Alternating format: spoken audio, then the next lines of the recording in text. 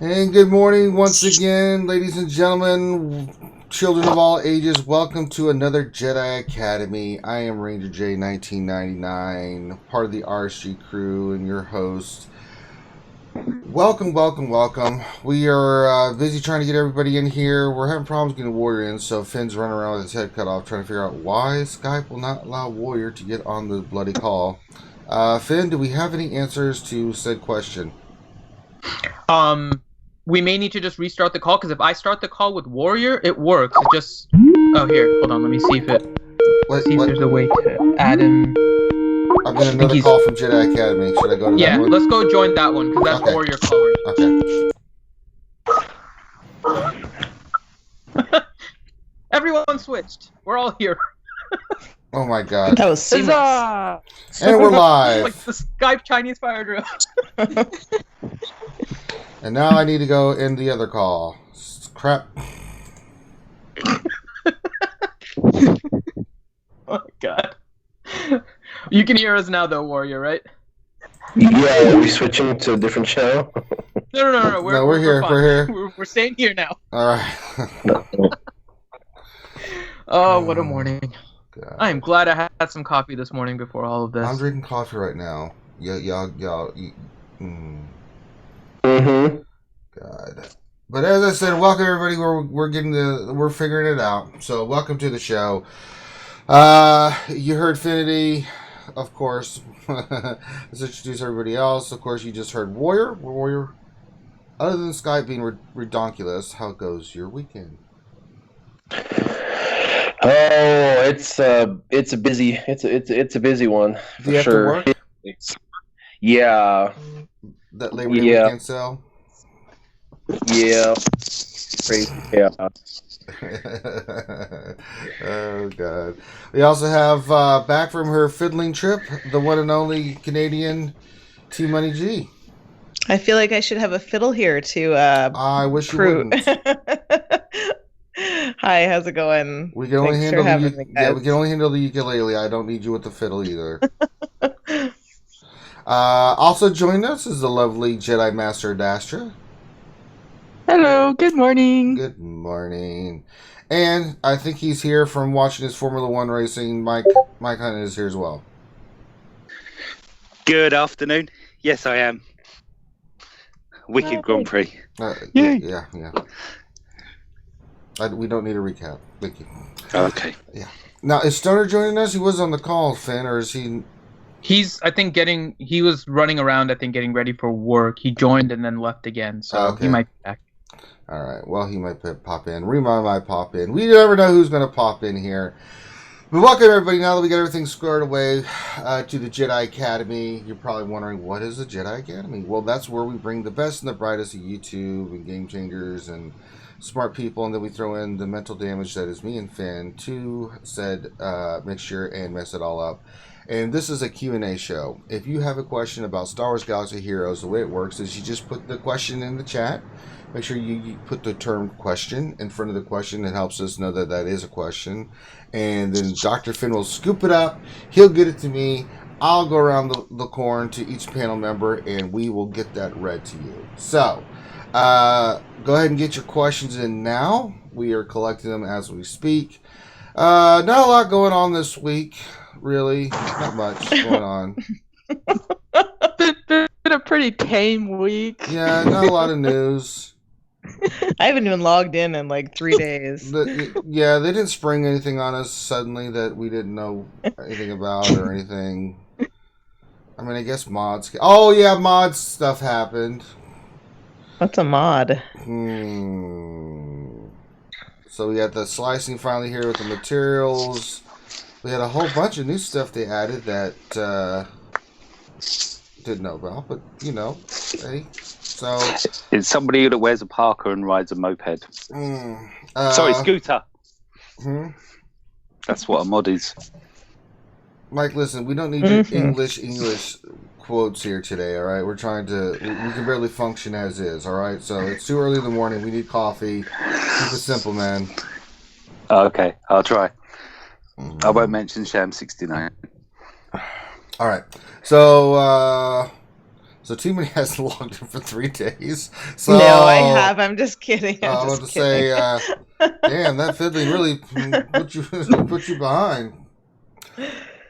I don't know. Let's throw it out to everybody. Anything? What stands out to you? Anything you want to talk about in regards to the absolute metric ton of information and stuff that happened this week that anybody wants to discuss while we get our questions? I got my first 16% 6E health circle. I'm very excited about that. It rolled to 20 from 17 and then went from 5.88 to 16%. I was like, push the button. I was like, it's true. So, and it's a health set too. So I'm very excited. Very excited. And just the passive increase in statistics from the set bonuses has got my Magma Trooper at like 103% potency. It's exciting. It's like I did like all these lazy mod increases. I did nothing and there's all these mod increases. I'm like, hooray. Yeah. Anybody else? Yeah, it's been hard to decide which ones get the priority. I mean, obviously you're hoping that speed is going to roll, but you got to think past that. So like the health is such a good one. I did that too. However, my speed didn't roll like yours did. None of mine have rolled speed. But Not a it's single so good. damn one has rolled speed.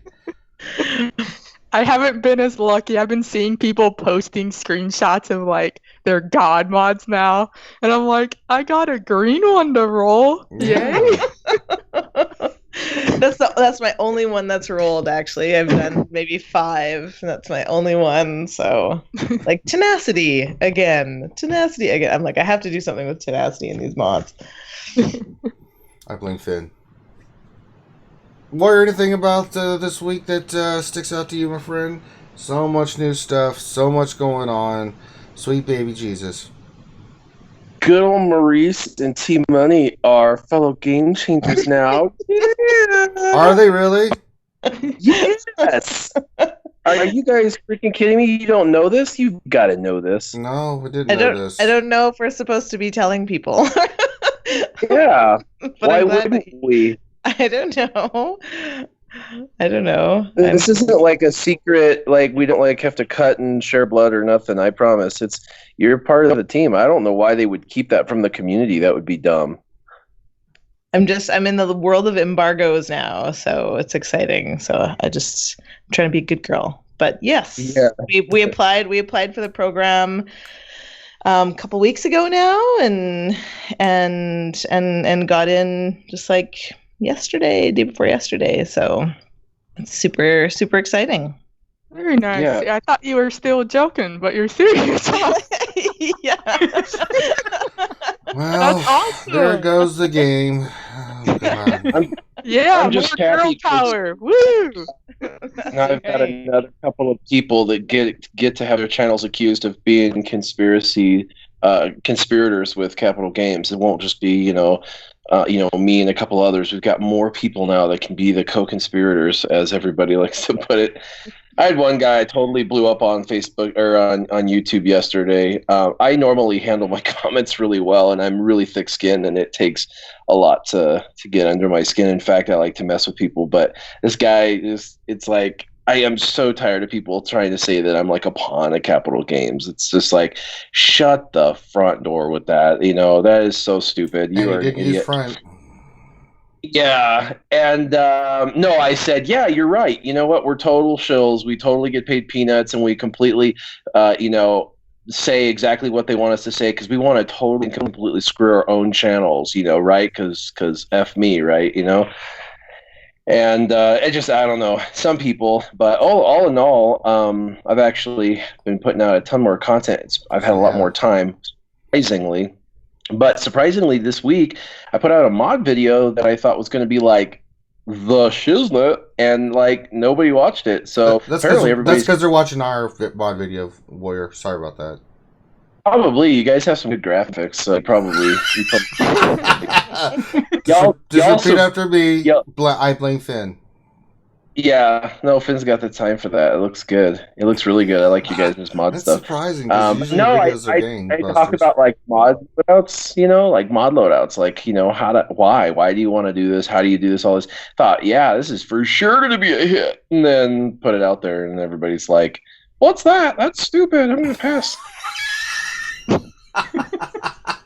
That may have been our fault, Warrior, because the interview that we did with you, everyone was like, yeah, Warrior's vid on the mods. I'm like, Warrior did a vid on the mods? And I'm like looking through your chat. I'm like, Warrior hasn't done a vid. I'm like, oh, they're talking about our vid.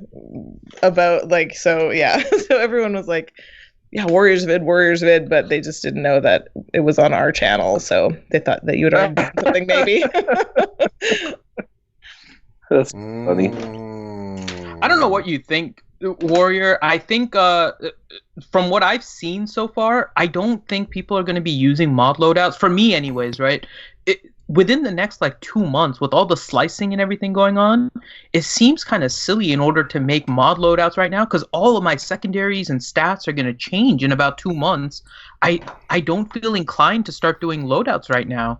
And I know I'll probably be looking more into it, like what else there is. I mean, it's pretty straightforward, but I think I'm going to end up looking more into it in a couple of months, and maybe that's why there's kind of a delay for it. The other thing too is they kind of failed to mention that you have to have 12 Gear 12 characters to have the 60 mods on. Kind of an important note to know about before you did any slicing of mods to 6E. Especially if you have characters like Trey or other ones that you're using your arena PvP team or other places. You're like, aha! I will take my best character in the meta to 6E. Wait, what happened? Why can't I use it? No! So I don't think mod loadouts are going to work in that scenario. You might want to wait. I blame Finn. Well, and the other thing is the entire community has not had a good set of mod tools ever, and so we've had to build them outside, and that's what a lot of great folk have done. And so now we've actually got lots of great tools outside that we figured stuff out, and a lot of people are, to be honest, are lazy like me. And once they set mods, it's like, I know Thrawn, people get like over 300 Thrawn, like, yay, good for you. But like for me, like I put on 100 plus speed, I got him to like 270, and I'm like done. You know what I mean? Like if I can get a mod somewhere over the rainbow, I'll put it on him if I find one. But like everybody gets 100 plus speed, that's just how it works. And my arena team might see just a tiny bit more love. But I hated moving mods around in the past, and so it's like it's going to get good enough, you know what I mean? And if I get a specific character that someone asks me, hey, put this guy over tenacity, or put this guy on potency, or get this guy really fast, then I might take my time to remod a particular character. But all in all, I just would set and forget. And so for me anyway, mod loadouts aren't really a big deal, because I don't pull my arena mods off for my phase 1 team. I don't pull them off my phase 1 team for my phase 2 team. But there are people that do that. So I can see this being finally a tool that people will be able to utilize. My only ask, the only thing that I hate is when you pull a mod loadout off of a character and put it onto, let's say, character B, the mods that come off of character B should automatically go onto character A. So that way they're not just your other probably decent mods are not just floating in your inventory now, and the other person's unequipped and you lose GP. Like, just swap. If you're doing one mod for one mod, swap. If you're doing a set for a set, swap. Like, that's my only ask. And then, are they charge enough credits? They should do that. So that was my only thing. There you go. Yeah, that was a complaint I had too. Because I do enjoy remodding. I mean, for the most part, since I've accumulated a good number now, I don't have to move around as much, just like certain key characters. And then, like for TW or the raid, But yeah, I was all excited for this because, I have my own system. And I'm like, okay, it's an in-game system now. I'm all for that. But it wasn't at all what I had hoped. So I don't know how much I'm going to utilize it personally. I might stick with my own way of doing things. But at least they're trying. At least they got something out there now, finally. Mike, you're being surprisingly quiet. Is Sweary Daughter running around there or something? No. She's at work. I'm chatting oh. with Greg was chatting with me in chat about something. Formula One. It might have been. Oh, I had. What did I do? Going back to the slicing. I got my nest over 300. I had a blue turn and take me to 304. Got 6 speed on it. I also did a speed arrow. It was already gold, so I took it to, what do we call it? Is it 5E? 6E. 6E is the 6.1 now. All right. So it's the goldy thing and doesn't let me do anything to it. Right. But speed went up by 2, so it's now 32, and I've got 13.5% defense on it, which is a bit of a high stat for me. It's like, whoa. It's going to be interesting to see really how the other secondary stats start to maybe take some of the shine off of just speed as speed. I feel speed's going to still be king. It is. Yeah, there's just no getting around that. Speed will always matter. And you can increase health and all that other stuff, but I mean, Finn brought it up, and it's a good PvE thing. And I've thought about that statement he made. I'm like, yeah, you know what? A lot of these mods stuff that they increase is mainly for PvE because the way the characters work and their abilities and stuff. I mean, health and defense and stuff will increase, yeah, but it's not going to make that huge. It's not going to make that big a difference in the arena and stuff like that. I've been in some Discord servers where they're racing each other for who can get the highest damage out of a Treya, and they're circa 8k, and it's like, okay, so she isn't going to go as often, but you're going to know it when she does. That's right. All right, we got questions flying in. Let us begin. First one is for us, Finn. This is from D Perks. It says, question for the RSG panel. With my upcoming roster review in a few weeks, should I also hoard mod slicing salvage? What do you think, Dr. Finn? Okay, so I'll open this up to the entire panel because I'm curious what everyone thinks. But for me, personally, I find 6E relatively underwhelming, especially for the purposes of Arena. Because it's a lot of mats. You need those 20 of those donuts, plus you need like 50 of the other mats. So it's a lot of farming that you have to do. And overall, all of that will equate to either 2 speed on an arrow or 1 speed secondary. And again, this is focusing on the arena side. And I don't find that effort as worth it as trying to slice up to 5A. I think 5A for me, getting up to there is kind of the critical thing. And so if you're asking whether or not to hoard slicing mats, for me, I don't think it's worth it to hoard it. I think if you have like your arena set worked up, now if your mods aren't set, and when we do your roster review, we'll look at your mods and let you know. But if you have your arena team modded, and you're looking at what mods to take up to 5A, I would start with your arena team and start with the ones that are on like your fastest characters and see which ones are blue and purple and whatnot and try to slice them up to a gold, because you'll be farming mats from the mod battles with a chance to gain like 3, 4, 5, 6 speed on them, which I think is a better use of your time than trying to farm just for, and I know it's guaranteed, but the guaranteed 1 secondary or the guaranteed 2 on the primary arrow, I don't find those as worth it. Plus, as you mentioned, Ranger, there's the Gear 12 restriction, which for me is everything good except for Treya. For some people, I know that that's not even like half their arena team. So I think don't save it. Work on getting 5A up on your arena squad as long as your arena squad is properly modded. But I don't know what everyone else kind of thinks overall of all the mod slicing and where to prioritize. So I'll kind of open it up to everyone.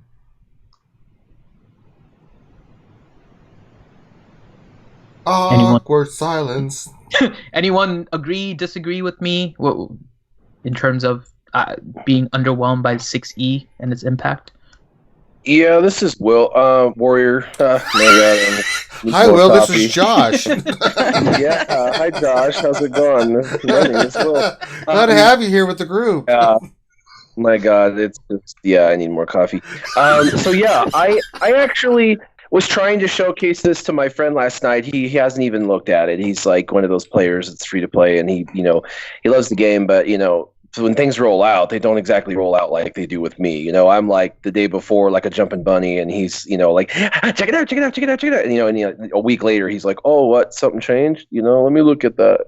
And so he was over last night. We're hanging out, and I was showing him the mod stuff in my account, my own personal account, and it takes different materials to go from like green to blue, from blue to purple, blah blah blah. And so like the first day into it, like I'm all excited, so I'm like using all my best of my best stuff to go, and I got like 4 mods to 6E, and I'm like, yay! And then I kind of ran out of material, so I went down to like purple and tried to do a couple more purple, and tried to do a couple blue to purple, and then I just kind of quit because I wasn't getting anything, and I was like, this is stupid, and so I quit. And then I was showing him last night, well, all I had was the materials to go from green to blue, so I went ahead and just went in, and I just started looking at all my top end characters, and I had a surprising number of green mods that were at 11 speed, so they had to have been like a 5 rolled to 6 or a 6 rolled to 5, more than likely a 5 rolled to 6 because that's more common. And so I had 11 speed on them, and I was like, well, shoot, I can roll these green ones. And so I started just popping these green ones over, and I had 3 out of like 6 roll to speed, up another anywhere from 3 to 6 on top of the 11. So, and one was on Treya. I'm like, wow, I had a crappy mod on Treya. And then one was on... I don't have the best mods, I guess.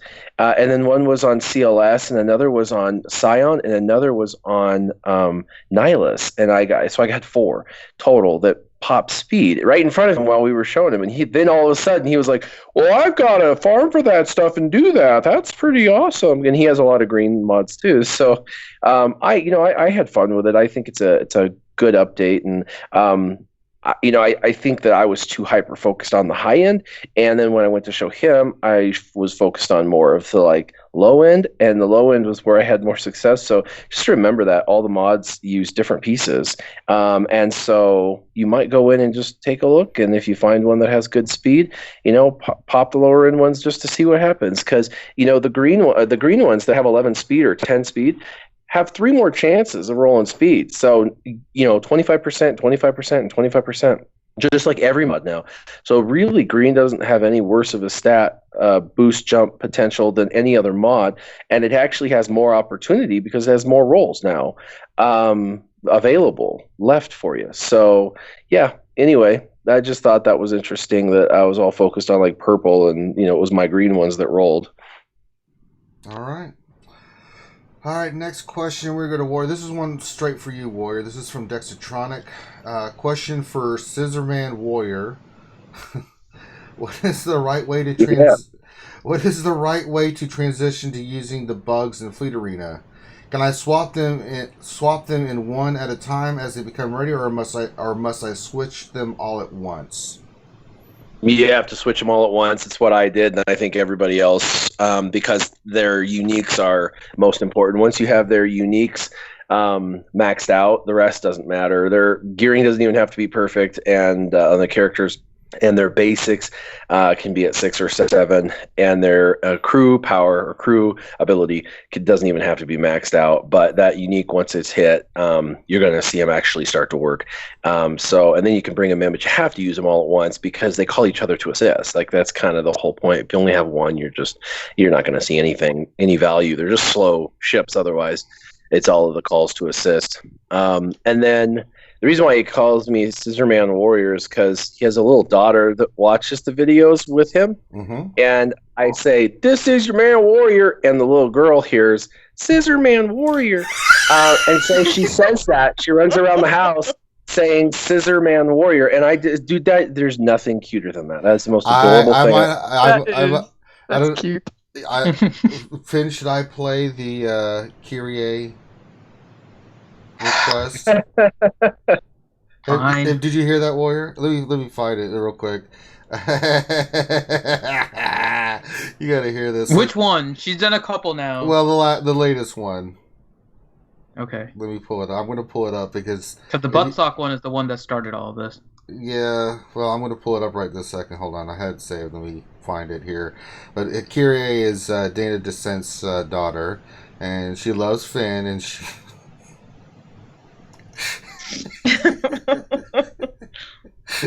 I just figured I would clarify because I know that was kind of weird. Scissorman Warrior people are like Scissorman. What? But yeah, it's because I your always boy say this. Scissorman. You know how little kids are. They hear it and they just say it and what they're hearing it. And it's like me with every lyric I ever heard growing up. I've totally butchered. Well, anyway, it's adorable. I can't. I should actually have him record her doing that, and then have it as my intro because it would be way better than mine. All right, here's Kyrie for Finn. What would you like Finity to do? He needs to dye his hair silver with sparkles and glitter and little rhinestones. He needs to dress up his porg, and he needs to put a little bow and glitter on his porg hat, and he needs to dress up his AK with sparkles. Oh my lord. How does she know exactly what you need to do? Because Do it. Oh my So if you God. saw on our Twitter page, we did like a Porg media thing now. So every like Friday we're gonna put that out. But there's one of my Porg Funkos has like I didn't even know. So all the different things you learn when you get these kind of silly requests. So I went to Joann Fabrics and apparently they sell doll hair. So I got doll hair and I put it on my Porg Funko. I got like little wings. So there's like these little wings and he's looking into a mirror and doing like the Stuart Smalley thing. So that was the Twitter post and that was all because of Dana's kiddo. Yes, it was the funniest thing ever.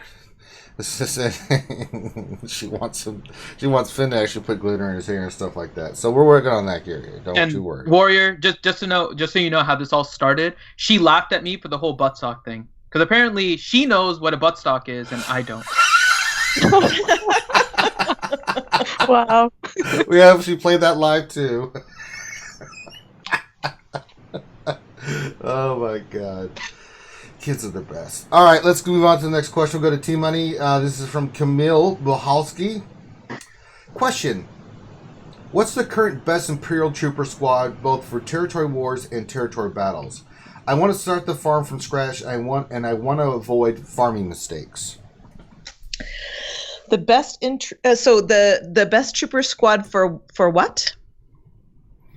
For territory wars and territory battles. I want to territory wars. Yeah, okay. You want me to read it again or? No, I got it. Okay. So you're definitely going to want the trifecta of Veers, Stark, and Snow Trooper. And then for territory battles, Range Trooper just became farmable. He's on a hard node, so it's going to take forever and a day to get him, but he is just so fantastic. He's such a great tune. I would definitely consider him. Definitely everybody should be farming Range Trooper. He is just fantastic. And then Death Trooper he's a must-have for sure for your roster. He goes on a different team for me for territory wars. He doesn't go on that team. He goes on the Magma Trooper team for me. But if you can only get 5, those are the 5 that I would get for sure. If not, Range Trooper and Death Trooper.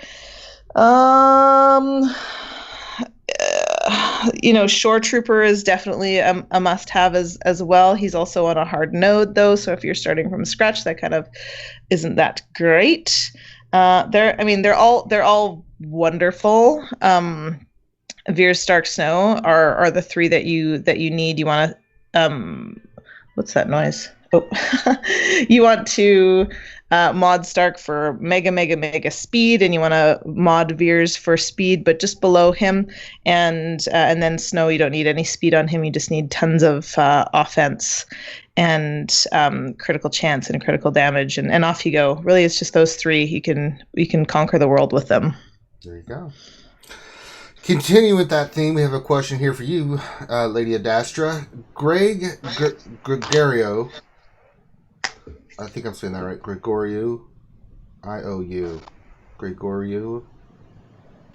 I'm gonna Greg. Question. I have farmed 5 Imperial Troopers to gear 12. Death Trooper, Snow, Veers, Magma, and Stark. Magma. But plan to replace 2 of them with range and shore, but which 2 would you advise they should replace? Do we lose? Okay, there she is. Oh, sorry. You took a while to read the question initially, so I was like, what's going on here? Oh, yeah, that's good. Awesome. I mean, yeah, troopers are amazing, for territory wars and sort of arena, but not really as much. Yeah, like how T-Money said, as long as you have Veer, Stark, and Snow, that's your core 3 that you can change out the other ones as you wish. And then you'll be able to form 2 Empire teams, technically. But Shore, yeah, he's a good one to plug in there. It's hard to really say your optimal one because those 5 you listed are pretty solid. I don't know. Because that's already a solid squad there. You don't have to have Shore in there for it to rock. I mean, it depends on what you're taking on, though, because of his auto taunt. So you'll be able to tank like a fracture or an isolate, or so it just really depends what you want to take on. I mean, you got all the good ones there. Magma, so you can take down those Treyas. You got DT for anything really. It's just, I'm sorry, can anyone else chime in for well, I feel bad. It's just already a solid comp. It is. You're right on the money on that with what you're saying about situational, right? Certain situations you can take out. I mean, you still want Stark. Veers and Stark go together, right? But let's say you don't need a lot of damage. You're trying to last, right? You can take out Snow and put in range. Take out Magma, put in Shore Trooper, right? And just have Death Trooper there for his removing the buffs, and he can be your damage dealer, right? But it's situational because Thrawn Magma is a Traya killer, right? For the Traya Scion teams, right? But there's other situations where you definitely want Snow Trooper in there because he is a machine gun on cocaine. So you really want that guy in there. Just can I jump? Like a typewriter every time he keeps going over and over again across the board. Just rinse and repeat, So, but yeah. Coach money. Can I jump in on one thing that I forgot? Is that this is like a public service announcement to everyone. Okay. For the P6 special mission, everybody always wants to stick in Shore because survivability seems to be the important piece there. It is not. You do not want Shore Trooper in P6. You want Veers, Stark, Snow, and Death Trooper. Those are the 4 that you need in P6. Those are the ones that are going to get you through. And you need to move your arena mods onto those guys and just really, really, really focus on manipulating turn meter through eliminating tunes. As soon as you get that first one down, as long as you can get that first tune down, you're golden. You're going to just roll through it all. But everybody wants to bring in Shore, but there's not enough damage with Shore Trooper to take your team through to the end. So that's my public service announcement. Still, I have. What about Stormtrooper? Stormtrooper works well.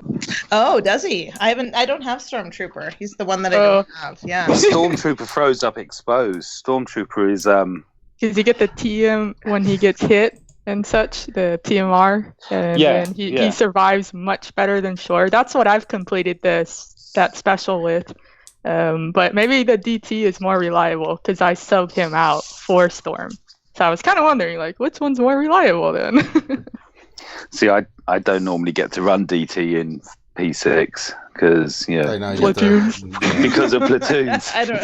I know that to show up for platoons. I'm naughty. I'm like, platoons. It's like 4 o'clock. Like, no. Whoops. Magma works pretty good in there, but yeah, I must admit, don't undervalue Stormtrooper if you can gear him, definitely, because he chucks out a lot, and has the expose and with the taunts, and he gives turn meter, like you say. So you got the booster speed, and you've got the turn meter boost. So you're just speeding them all up. It's good too. All right. Next question, we will go to Mike. Let's see here. Nathaniel Miller, question. Wait, he has two questions back to back here. Well, I'll kind of mix these in together for you then, Mike. So from Nathaniel Miller, question one, how would you split mod energy between slicing and farming new mods?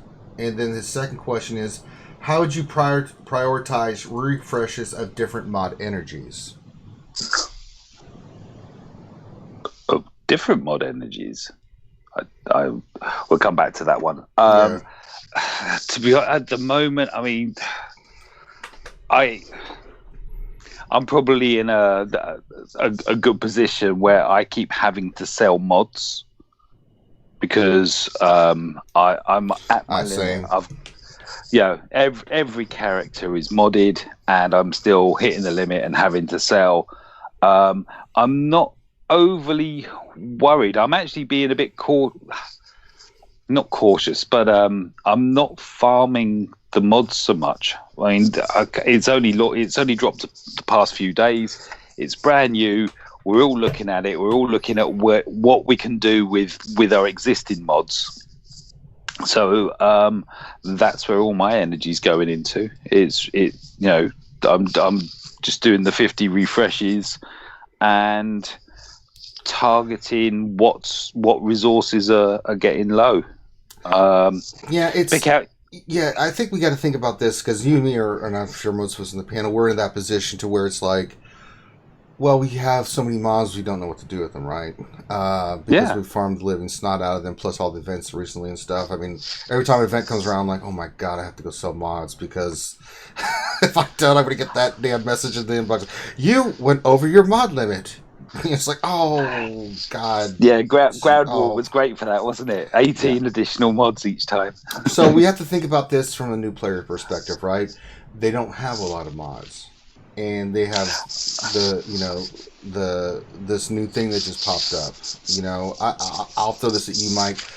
My philosophy is, you're a new player, farm mods. Don't worry about slicing till much later. You need to get mods up the yin yang. You can take whatever mods you can get because you just need 5 mods. Don't bother with 4.3. Maybe initially just to put something on a character if you don't have enough 5, but you really need to be focused on farming 5 mods. I must have missed when everything was released. But I was really surprised to see that they changed the requirements on all the mod battles now. Yeah, that was changed. Yeah, you don't have to have Jawas or anything like that, which a lot of people in the community were upset about. But I mean, again, we already got it. Yeah, we had to do it. I think it's for new players where they don't have to farm those specific teams to get mods anymore, especially with all the new introduction stuff. It was the Jawa one, which was going to be the tedious one. Getting, running 5 Jawas is, and it's just like, yeah. So with that cleared, and of course that everything opened up. I mean, that's opened mods up. I would say that mod farming is now treat mod farming as your only source for mods. Yeah. Stop buying them and just farm them, because with the way of the slicing and whatnot, that one's kind of self-funding, because you're gonna do bits with them, you're relatively cheap to find out what all 4 stats are, and then you're gonna sell those ones where you really you're not liking the look of them. It's just like bin that one, move on to the next. And treat that as your mod management, and maybe just, I don't know. Personally, Sunday nights for me is Cantina energy, and the whole 600 of that goes into mod farming. Yeah. Do that once a week. I mean, that is covering almost a week's worth of mod farming in itself. Yeah, gets you 600 really quickly, gives you a new supply of a new run of mods, and start the process again. Well, the other thing he asks is how would you prioritize refreshes at different mod energies? I think he means each node has a different energy on it in different mods. So how would you prioritize those? Okay. Well, I'm confused on this one. Each node So on the new battles has like 12, 14. They go up, right? And then each one only drops a specific one. So what would you prioritize? That's the way I understood the question.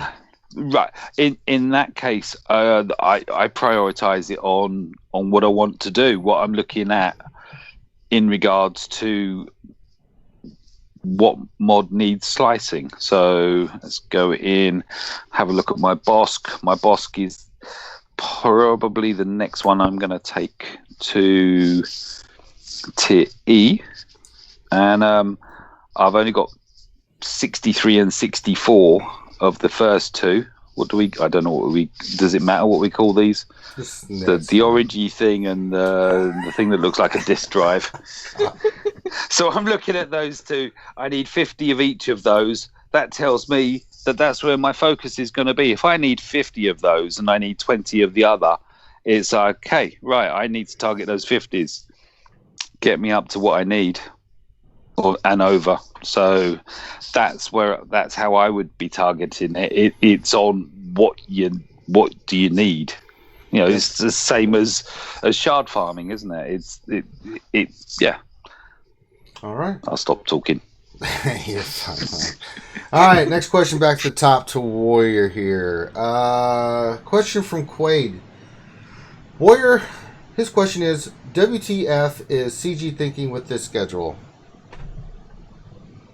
What does he mean about the schedule? How they're doing the territory battles on top of everything else and condensing everything because of the light side territory battles being pushed back for the calendar and stuff. I don't know what people are wanting. It's like if they canceled it because it was buggy and they had issues and they didn't want to release it all buggy. And so, I mean, I'm glad they pulled it for that. And so people wanted then just to have the rewards instead of playing it. And I get that, but they wanted to put it back out. And because their thing that pushes rewards out is buggy. And so they could have let us play it and be buggy and be pissed, or give us rewards. And then we would have gotten the wrong rewards and been pissed. And so I think they were just like, I'd rather everybody be upset with us for the schedule being tight than everything going wrong in those other two programs. At least they had the fortitude to know there was issues with both the reward release system and the territory battles at the time, and specifically because of mods when they were releasing that. And so now mods is out and they've tested it and stuff, and I think they're getting it worked out. And so I'm glad to have it back. Obviously, it's going to be a bit chaotic this month, a little bit, but I mean, just roll with it, right? Yeah, well, next week's going to be brutal because you're going to have, if they roll it out the way I looked at the calendar, it's going to be right on top of Territory Wars, on top of everything else. I was like, oh, that's going to be it's going to be crazy. It might be a little not good, but valid points. All right, next one to T-Money G. We're going to Robert, MCC83. Question. Everyone in my shard is running Trey lead. I have Trey with both Zetas, and should I try Palp lead or keep throwing Rock versus Rock? If Palp, who else should be on the team? So Palp is going to be easier versus Treya. It's almost a guaranteed win. And so if you're climbing and you're going up against Treya leads, switch out your lead for Palpatine and then put Treya in supporting role. I usually always run with Sith Trooper in there because I just don't like Isolate to go on another tune. And, 95% of the time, Trey is going to isolate Sith Trooper. And so, off you go with that. And then once you get to the top, then put back in your Trey lead so that you can't be cheesed with the likes of Bastila. That's how I climb on a daily basis. So EP versus Treya is going to have much better odds, and you kind of want to, You want to work that so you're shocking as many folks as you can, as many characters as you can on the opposite side, and then you're stunning everybody, and then it's just feeding massive turn meter because the shock disappears when you stun, and you're playing it a little bit like you're playing it as a turn meter team. You're kind of trying to manipulate it like that because they're going to lose their buffs all the time. So the more buffs, debuffs you can get on the opposite team, the more turn meter your team is going to get. And then, so that's what I do. EP versus Treya, and then when you get to the top, put back in your Treya lead so that you're not easily beaten. Unless you have Treya stacked all the way down and then leave your EP lead in, and you'll hold much better. There you go. From the mouth of babes to the RSG Jedi Academy. All right, next question for Miss Lady Adastra. This is from JLY9. Question for Heroic Sith Raid. I've completed the JTR, Imp Troopers, Sith, Machine Gun Leia, First Order, and Night Sister teams. Should I work on Yodalicious next? If yes, what are the minimum requirements? Should you work on Jedi? Wait, let me go to someone else because I already know. I just realized. That was a Can setup. you list what his teams were again? I was trying to Pretty much take note of what he already had. He has JTR, the Imp Troopers. He has the Sith team. He has Machine Gun Leia. He has First Order. He has Night Sisters. That means he's got Chex Mix, I'm assuming. So he's just wondering if I'm thinking he has the core. Yeah. So yeah, it's definitely, you already got the core stuff there. Go Jedi. Because then, you said Yodalicious specifically, so that's a phase 1. So this will depend on a few factors for you, since you already have your JTR, and that's obviously a key phase 1 squad there. If your raid is lasting long enough where you can hit phase 1 again after JTR, then that'd be awesome to run both that and the Jedi there, for the Yodalicious, I mean. So if you are wanting to do that, the only Zeta that you must have is the lead, because that's what gets you going. All the other Zetas on that squad is extra for like higher damage thresholds. So like the next, I'm just going to assume like you have all these resources here and you can just go full tilt on this squad. So the first Zeta would be the Grandmaster Yoda's lead.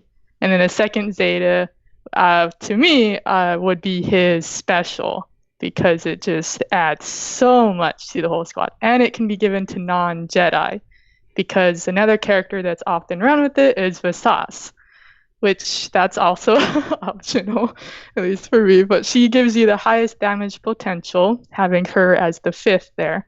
If you ran a pure Jedi squad, it's going to be a little harder, or lower potential, for damage, but you can still get a solid run.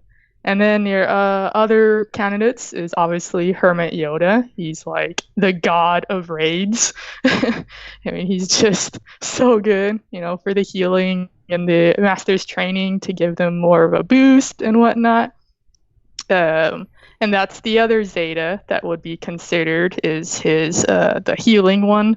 But again, the reason I prioritize Grandmaster Yoda's special over his special is because it can be given to non-Jedis, and it also gives TM, and it's just the better one overall. And then Ezra for your main damage dealer. Again, his Zeta is optional. He can still do a lot of damage without it, so that would be like a lower priority. Again, I'm just assuming you're wanting all information here. I'm sorry. But then you also have optionals like Qui-Gon Jinn and Aayla Secura. They're also amazing damage dealers too. Modding wise, you would want Grandmaster Yoda with the offense, crit damage, as much speed as you can as your secondaries. You want him to hit hard and fast. Hermit Yoda, pure speed. Ezra, pure damage. It's pretty straightforward, nothing surprising as far as modding goes. But yes, if you have the Jedi going, like if you're not starting from scratch, it's a little harder if you were starting from scratch. You know, so if you have the Jedi, go for it. I mean, it's an awesome team. And then say your phase 1 does go fast, then you can throw them on phase 2, even still using a Grandmaster Yoda lead or a GK lead, or if you have Bastilla Wonder, yeah, Bastilla lead. But yes, go for Jedi, because that's another huge core group now for the Sith raid, which is so exciting. And I feel like I'm rambling here, so Okay. Keep going. Yeah. No, you actually answered one of the questions, like a lot of the questions that were just being asked at Astra. So I don't know if you could just do like a quick summary really quick. A lot of them don't know what the Yodalicious team is. You kind of went through it and talked about the Zetas, but can you just really quick just name off what the standard Yodalicious team is for everyone? Oh, I listed the characters, I thought. No? Yeah, you did with detail. So I was like just one. Look. Yeah. Sorry. Yeah, so it's Grandmaster Yoda lead, Hermit Yoda, Ezra, Vasas, and then you have your options. So like Qui-Gon Jinn or Ayla are the usual 5th there. All right. Very nice. Next. Yeah, Jedi for like hours. Yeah.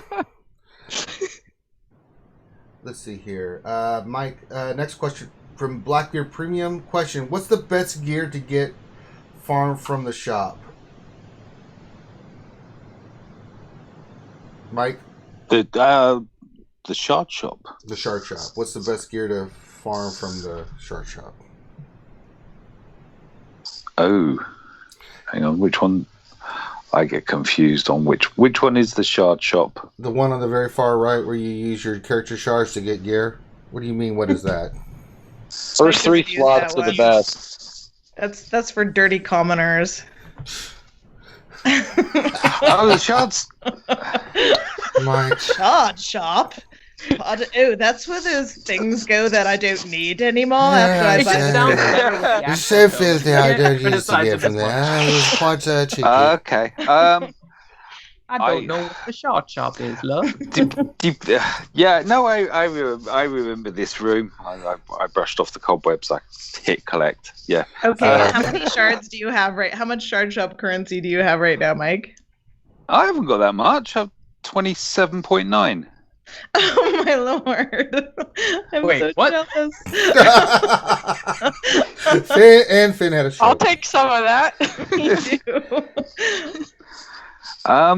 So York doesn't have anywhere near as much. York has 300 odd at the moment. I would say, depending where you are with Grievous, if you've got the shards to 7-star Grievous, then don't worry about that anymore, and focus on raid reward gear, the gear that's you can't farm. Yeah. That would be, so your Mark 6 plus 6 speed balls, the Mark 10 whatever that is only purely raid. There's some Mark 4 bits as well, aren't there, that I can't see on my menu at the moment, or my options, but that would be where I would say, unless caveat there would be that if you're four pieces of salvage away from achieving the next gear level or whatever on a toon, then obviously that do that, but otherwise just try saving it for the bits that you just can't get anywhere else. There you go. All right, next question for Warrior specifically. This is from Tim Beddard. Question for Warrior. Are you continuing your series on best mods impacted from mods 2.0, like your video for tanks? I want to make a series out of it, and so I'm trying to think about where to go with that. The tank one was interesting because they have, tanks are very specific, right? They have very specific stats that they share, and I wanted to showcase what was most improved about them. When I go to another category, such as support, the problem is it's such a wide swath. It catches some attackers that are technically called support, or healers that are called support, or leaders that are called support, and so there's such a wide array of variants. It doesn't really seem to make sense to me, so I'm going to have to figure out a way to break it down differently. With attackers, it's going to be more about should you go crit chance and damage versus offense, so that might be a video, that might be a thing.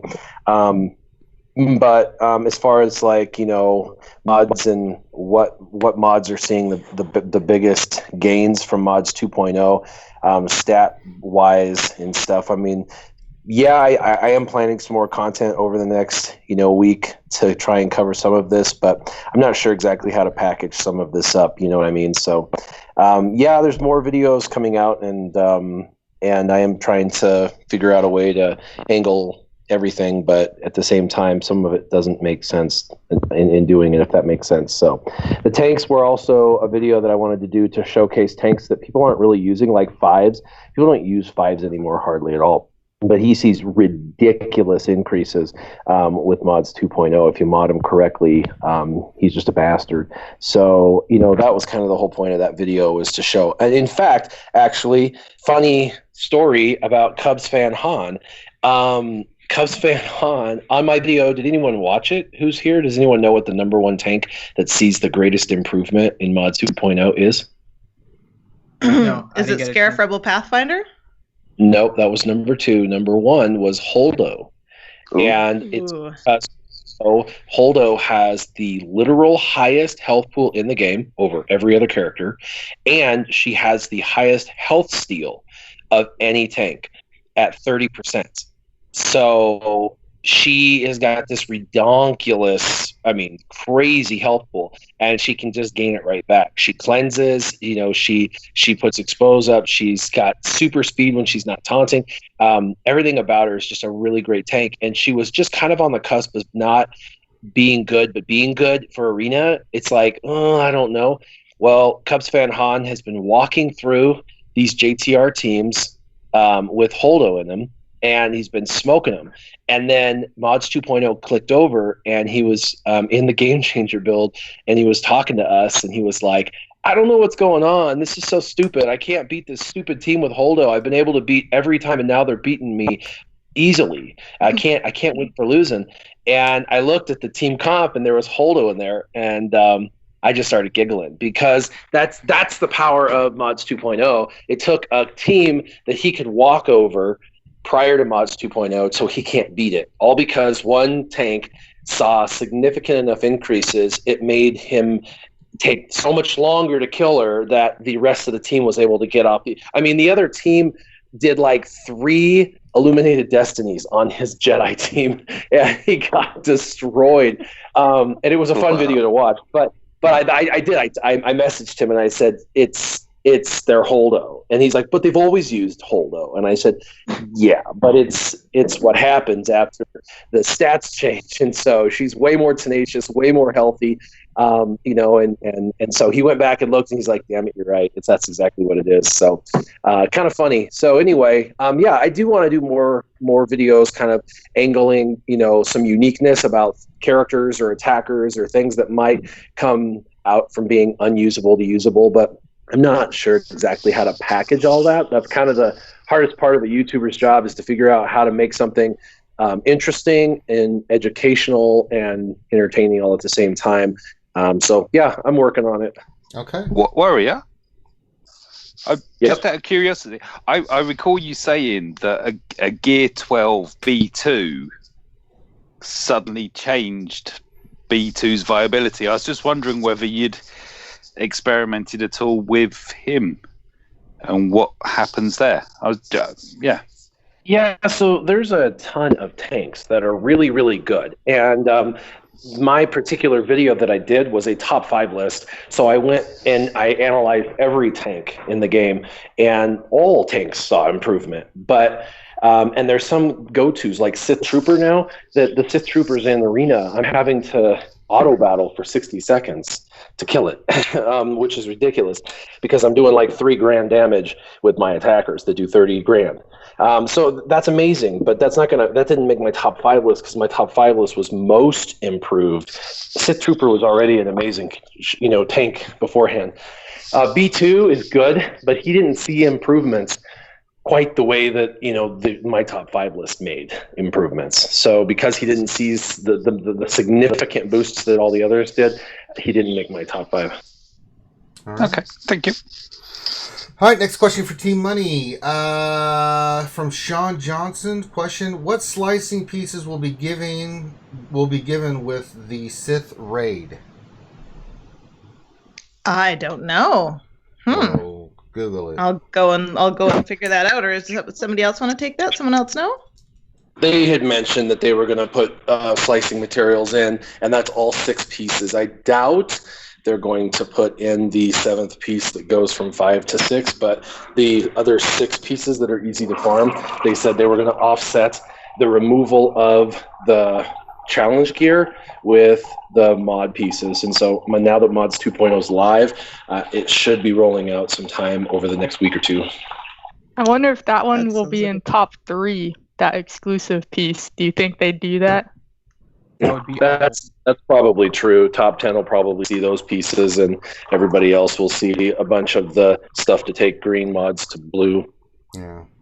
Don't you think that would just upset everybody though? Like people are already upset about the Gear 12 Plus, and now if they make it so you have to get top 10 in order to get additional mats to go to 6E, I feel like that's just gonna make people more upset with the way that the looting structure or the reward structure is set up in Heroic Sith. Yeah, and just for the record, just so everybody knows, that would make everybody upset, and that's not an uncommon thing for this game for that to happen. But Yeah. I mean, think that's this might be an opportunity for them to throw us a bone, though, right? Like, because there has been a lot of upset over that, especially in the big guilds. I mean, this is one of those things where I was just like, why? I don't understand why. I mean, I can't, the intra-guild competition piece, okay, but, like, we really want guilds to stay together, and we've been pretty lucky. We haven't lost a lot of folks to this, but we did lose our first person, and just the instability that it causes. I don't think that they can put any more instability in the game through the Sith raid. I think we're at our max for that. I'd like to agree with you, but I do want to remind everyone those Mark II pulse modulators, which is the crux of going, you need 20 of them for one mod. They're currently pay to play. You got to buy them. 1,500 crystals gets you 20. So 1,500 crystals ups one mod with no guarantee anything really. But the guild store has 3 of them for like 450. So for free to play, you should be, if you're in game but free to play or mostly free to play, should really be focused on spending pretty much all your guild store currency on these pulse modulators to try to get as much of them as you can, because it takes 7 purchases, 450 to get one mod up. Right. But that's the only free to play way to get them right now, which is nuts. Unless you're farming young Han, then stay on target. Let's see here. Next question for Lady Adastra from Nathaniel Miller. Question, and this is kind of around the corner, but we're going to go to you first. Who are you farming with the 8 battle hard nodes that are going now? I dropped my thing. That's the ship? Or hard what? nodes. Remember they made hard nodes 8? Who are you farming out of those? He's referring to the 8 attempts now that you get on hard nodes. So now that you have 8 attempts. I was trying to think like level 8. What? No. Oh yeah, I'm farming the same ones. I was just excited when it boosted to 8 again. I'm like, yes. Although it sucks when you get 0 out of 8. But anyway, that's even harder than 0 to 5. You're like, 0 to 5, 0 to 8. You're like, oh come on, not even 1. So painful. So I'm finishing off Bosk. I have him 6-star, so I'm trying to get him finished. So I use a refresh for his node because I really want to get him done. And then Rose is another one I've been slowly getting there too. Let's see who else. Oh, Range Trooper. And there was another. Yeah, there's a few of them. The solo tunes, the ones that are in the hard nodes. So Vander, and I think those are the main ones for the hard nodes. So yeah, that's a good number. Yeah, let me just go down the list. I'll go next. Let's just see here. Who am I farming? Let's see. There's Emphis, Knights vs. Zombie, Holdo, Bosk, Visas Mar, Vandor Chewie, Rose Tico, Young Lando, and I've gone cross-eyed. I'm actually farming all those at the same time. That's just Heart 8 nodes. Next, Finn, go ahead. I'm farming Haldo, Rose, Bosk, Vandor, Chewy, with the hard nodes. I don't have enough energy, I think, to then do Range Trooper. But I'm focusing on the other ones. And Visas Mar, and I said Bosk, right? Yeah. So I'm farming, I think, 5 hard nodes with the 8 attempts. And what about the ship ones? You farming Emphis? Well, you already had Emphis is done, so I'm working on Lando. Lando, okay. T-Money? Oh yeah, Lando too. Yeah. Yeah, don't forget about Lando. I'm farming. I'm calling him Hot Lando. He's not childish Landino. It's Hot Lando. So you don't find the other Lando hot? Most people And just so you know, the other Lando is now called Mustache Lando. Good old Maurice coined that on our stream this past week. But young Lando has a mustache. Yeah, that doesn't They all work. have Lando without a mustache and a cape is not a Lando. But older Lando's mustache is thicker. Yeah. More luxurious, full of smooth Colt 45. Mature. Old Lando is Mr. Mustachio. I'm farming, we're calling him Vindaloo Chewy, and Bosk. I'm refreshing Bosk's node, and I'm still finishing up Krennic. I just have 10 shards left for him, and I've given up on Visas. I've left. I'm not doing range right now. Unfortunately, he's not a priority. He's great at 5 stars, and I'm going to use him on offense. I'm not going to use him in the raids or on defense anytime soon. So I'm not doing him, even though I think he's one of the most fun and useful tunes in the game. So just those 4. Or you have everything, so we're not going to go to you. Mike, you have everything. No, we're I not going to go to don't. you. Get the hell out of here. You and Loki always say farming. that.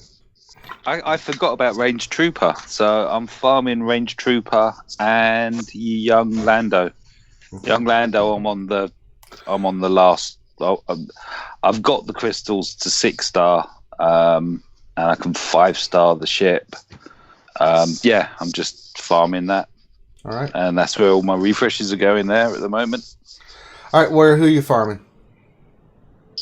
Same thing as Mike Hunt. He's doing Lando in range, and that's what I'm doing. Lando in range. So we're all doing that one. Yeah. You know it. I wish I was at that point, man. You guys knocked all the hard nodes out, yeah. The sweet spot is that my cantinas just go on to the crew node now. Yeah, we were talking about that yesterday before the lunch stream, yeah. Shark shop, yum. I got to get L3 and Kier done, so those popped in. I'm like, damn it! I have to farm these now. Yeah, I'm halfway to 7-star L3. I got Bosk's 21 out of 100, Vandor's 6 out of 100, young Lando and Nesta's halfway to 6 stars, and then Range Trooper, and then I'm done, yeah. Look, everybody, it's Stoner Jedi. What's up, everybody? Where's my apprentice? He's with the babysitter. Love the weekend. Is she dark side? Is she training him? Fair. Of course. Better be. Family. Palpatine up your ass. All right. Let's see. Next question for Mike from RSG Vormax.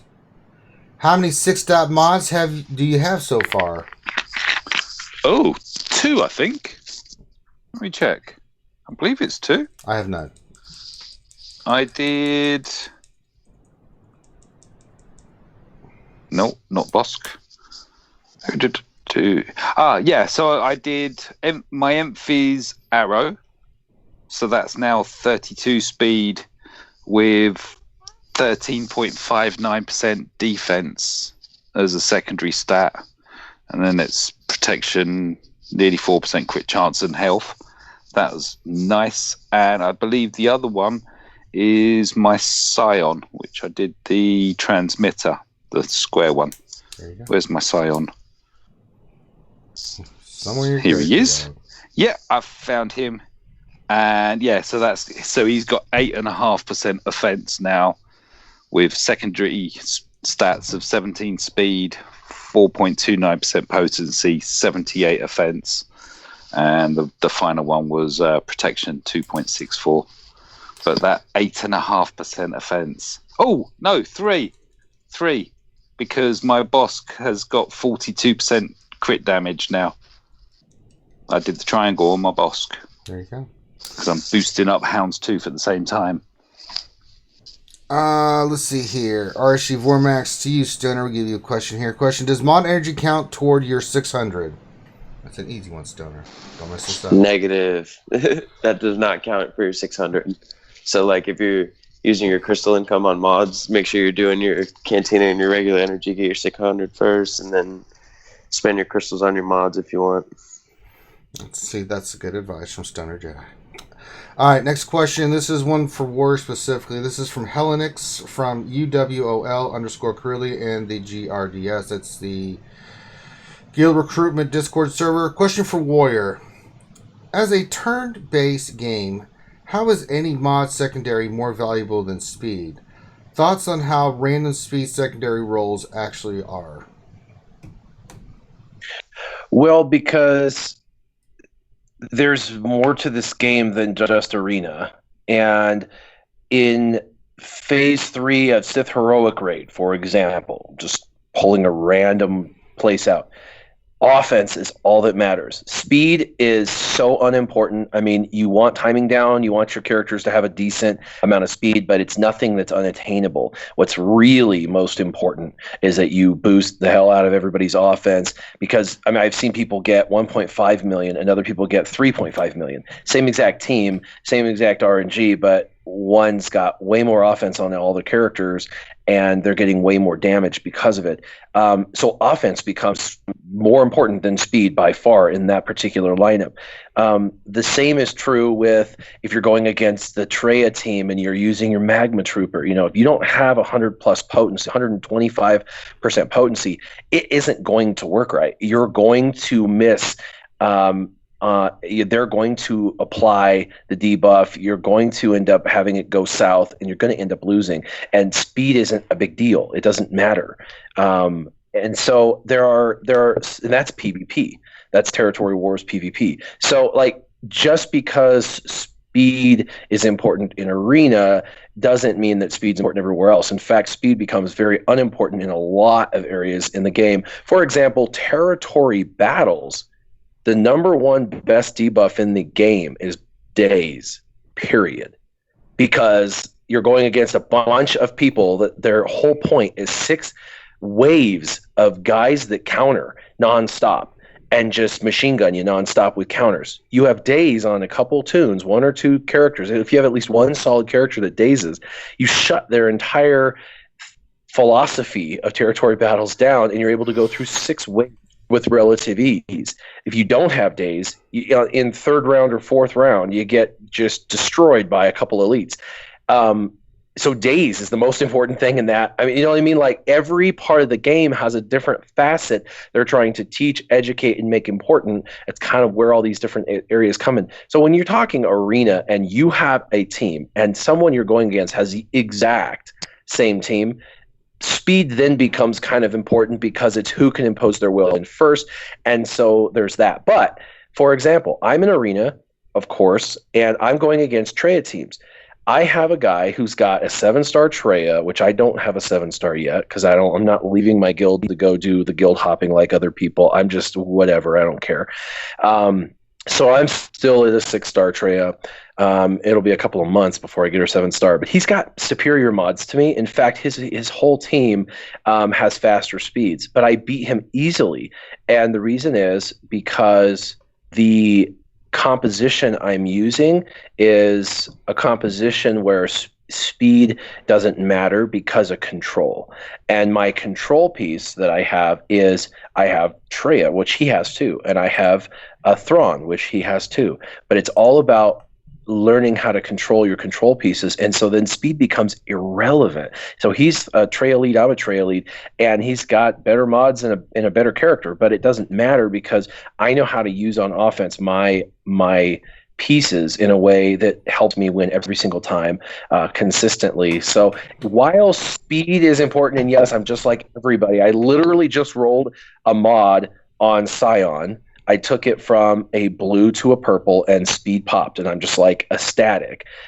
But it still doesn't mean that it's literally the only stat that matters in the game. That's not true, especially after mods 2.0, because now you can get Holdo with all health mods, with health bonuses, with health secondaries, over 50,000 health at 30% health skill each shot. I know, about 50,000. And that's just it. I until someone understands a true modded character at their full max potential, they're not going to fully understand why it would matter. And speed doesn't matter on her. She boosts her own speed anyway when she's not taunting. So, and there's a lot of characters like that Rex, for example, he doesn't have to be fast. As soon as he goes, he puts tenacity up and he gets a bunch of turn meters. So there's just, speed's important. It always will be, but it's not as important as it has been in the past. And there's so many other modes of the game where speed is less relevant. There you go. Very well spoken. All right, next one for T-Money. Question from RSG Vormax. He says, question. Who, like me, thought CG would never find a good use for bronzium currency and spent it all, and now feel dumb and regret that decision? Sorry, one more time? He said, why is T-Money not listening to Ranger when he reads questions? No, I am. There was something shiny on my screen there for a second. Tell me again. Pretty please. You need to quit eating all that damn maple syrup. It's dulled your mind. The question is, who like me thought CG would never find a good use for bronzium currency and spent it all, and now feel dumb and regret that decision? Well, thank you so much for asking. Who asked that question? Vormax. Thank you so much, Vormax, for asking that question, because I was doing this like cutesy little contest for our stream next week where I went in my emulator and set up a little repeat purchase for my bronziums, and I spent, guess what, how much? 1 million. 1 million ally currency on bronziums the day that we can now buy something useful for them. So yes, I am with you. We're starting a support group somewhere, and because there's been a few tears shed about it. Now, that said, it's 50,000 every week. So really, if this is a sign of things to come, then maybe don't spend it and just be conservative with it. But I spent it for shard shop currency. I doubt that I'll have as much as Mike has, but still, it's a really important place for me to farm gear, especially now that the guild store is selling mods and is selling the Han shards. That was a major source of gear for me, so it's going to have to come from somewhere else. It's going to have to come from the shard shop. There's going to be definitely a slowing down of gear for my tunes. So yes, I spent 1 million on them. What day is it today? Saturday. On Thursday, I think it was Wednesday or Thursday. I spent a million ally points. I feel like we failed you, T-Money. Friends should not let friends spend ally points while fiddling. We should have known better. I bought them and dropped down to 2.59 million bronziums now. Get out of here, Mike. Gracious me, how do you have that much? He never spends them. Well, yeah, what'd you spend them on? There's a thing called the shard shop currency. Yeah, maybe I'll do some of that at some point.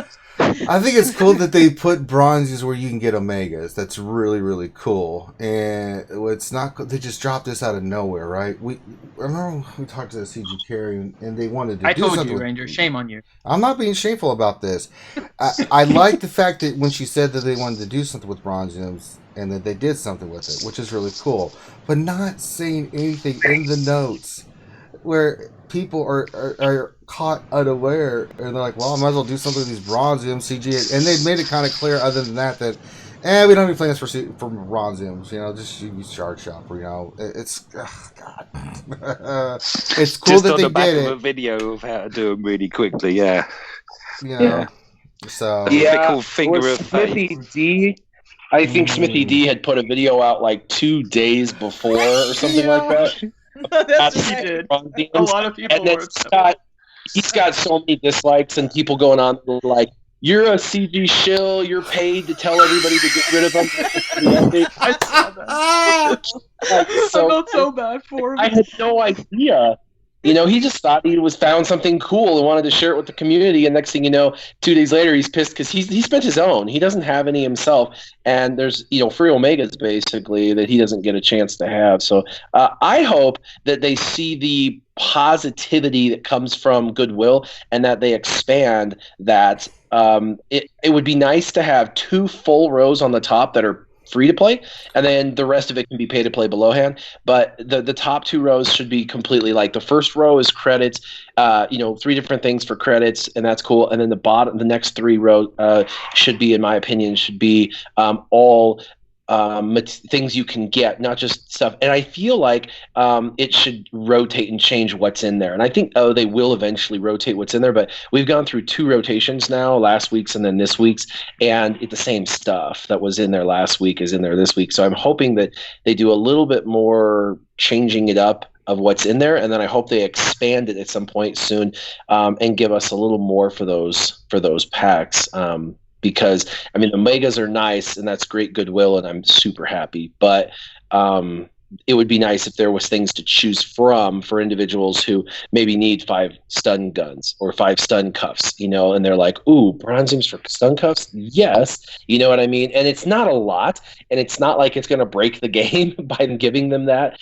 And you've got to still have 50K, bronzium. So I think that it would be even more goodwill, and it would really go a long way. It's like the Shard Shop. The Shard Shop was like the world's best free-to-play place for gear that was just like, whoa, this is amazing, because it's free to play. You can just really use it to get any kind of gear that you're stuck on. If you're stuck on gear 9 because you're free to play and you can't get to gear 10, screw raid gear. Like, if you can't get a stun cuff and stun gun and carbonti in 1 week because you're slow farming because you're free to play, being able to get all of that out of there over a week period of time, it really accelerates that farming of specific characters. So just a little more free will or goodwill coming from them would be great. I would hope they expand that in the future.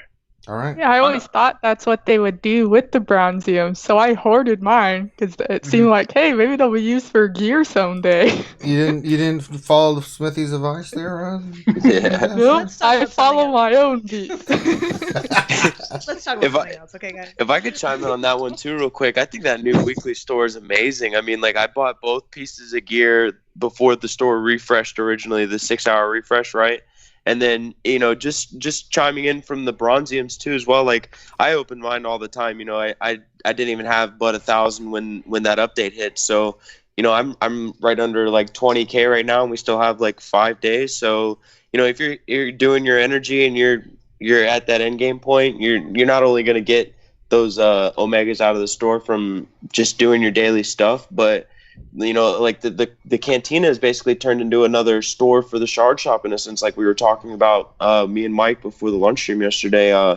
Once you're done with the cantina and Kira and L3 and you're at that end game point, you're farming Cassian ships still, or you can get a couple of fleet credits here and there if you need the fleet credits, and then all that's going straight to the Shard Shop. So it's a great store in my opinion. On a related thing, just to see what you guys think, does anybody else feel like the weekly store is kind of not communicated well? Because it's basically the only store that you have to go through a store and kind of slide, and a lot of people didn't even know it existed. Like, I'm sure a lot of people still don't know it exists. I thought they would have put it in the bottom left of the screen. There's been that icon next to the mod store there for a while. I thought that would have been, That's where what I thought too. So, I mean, like, and then again, the transparency, like Ranger said, I totally don't get why they couldn't have been like, well, guess what? We've got a new store coming here in a few weeks. This is going to be what it entails, and and like Warrior said again too, we got the same stuff over the refresh. So is this going to be like a weekly thing for a few weeks to come until they decide to add something new to it, or a new hard node character like to replace Visas, or what their intentions are, if they're going to that 200 or that 2K note for 25 Basilisk Shards looks really interesting too. But again, do they plan on changing that, or do they plan on leaving her there and that's how you have to farm her? Like that would be kind of annoying in my opinion. All right, next question. This is from Darth Tallywhacker. We're going to go to Lady Adestra. Question: which murder It's not bear? Tallywhacker. Tallywhack my Is that the knacker. question? I'm sorry. There we go. Tallywhack my knacker. You can let me have fun with it, Finn. You just had to make me say it correctly. Can we get a noise for the free mod reviews or free roster reviews? No, that's not a free one. That was me doing that intentionally. Tallywhack my knacker. Daylight come and I want to go home. No, Okay, that's not right. Stop it. Here's the question, Lady Adestra. Which murder bears do you need to beat the mythic tier of ground assault against them damn droids? And what is a minimum gear requirement needed? Oh, I use Jedi for that. So. Of course. Crap, I don't know how much help I'll be. I know it's possible. I had a guild or I know someone that used murder bears to do that, but he had like G12 Zeta and all that, so that's not going to be useful there. Do any of you guys have? I mean, like I said, I use Jedi for that, so I don't have experience. Well, let's go to the Let's go to the Ewok lover himself, Affinity. I'm actually in the same boat as Adastra, so I use You Jedi. don't use your Ewoks? No, well, okay, so one, I've said it before. Wow. I love Ewoks, but in the game, they're a very late game, and even as a free-to-play that's played since almost the beginning of the game, I'm not at the point where I'm able to focus on the Ewoks as much as I like, because there's other teams that I'm still working on. Like right now, I'm working on First Order. So, but I have seen what other people have used in order to beat the Ewoks, and someone can correct me, but it seems like you do need a Zeta, particularly on Chirpa lead. That seems to be the team that a lot of people are using in order to beat that. It's a mythic tier, so it is. You can't just go in with like low-level stuff, right? Oh, no. It is designed to be hard.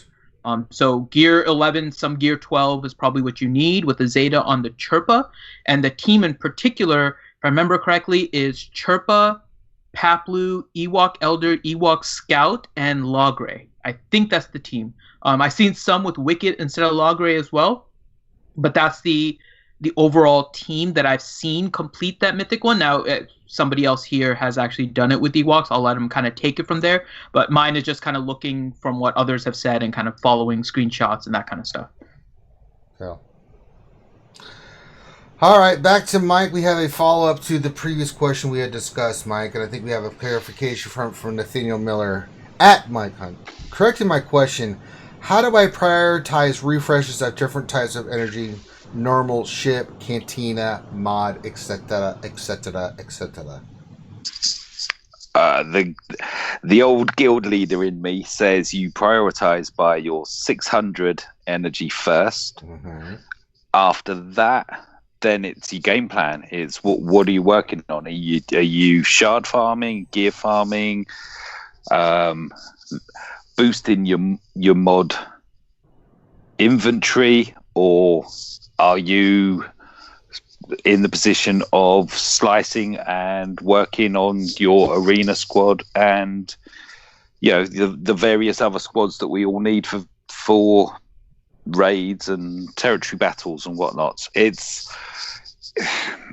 going to be reasonably unique, but starting with 600s first, get that out of the way. Rest of the day is free for everything else to do. And then work on your game plan. At the moment, with the 8 goes, I would prioritize regular energy and just hitting those hard nodes as much as possible. Take advantage, make hay while the sun shines. Word. All right, next question to Stoner Jedi minus the baby. This is from Vigilant Sentinel Stoner, and the question is, who's more useful in a C- team, Sith Marauder or Darth Sidious?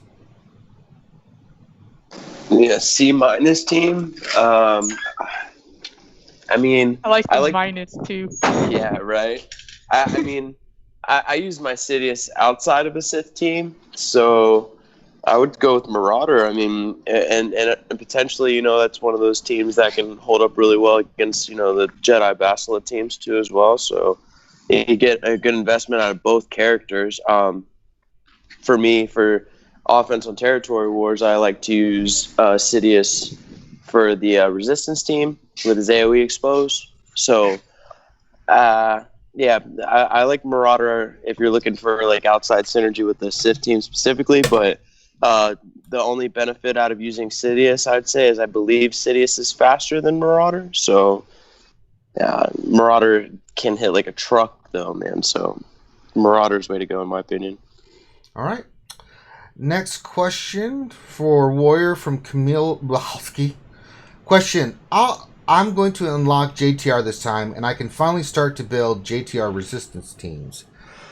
Which are the best compositions, and what are required Zetas for them to work on territory wars, territory battles, heroic Sith? Question mark.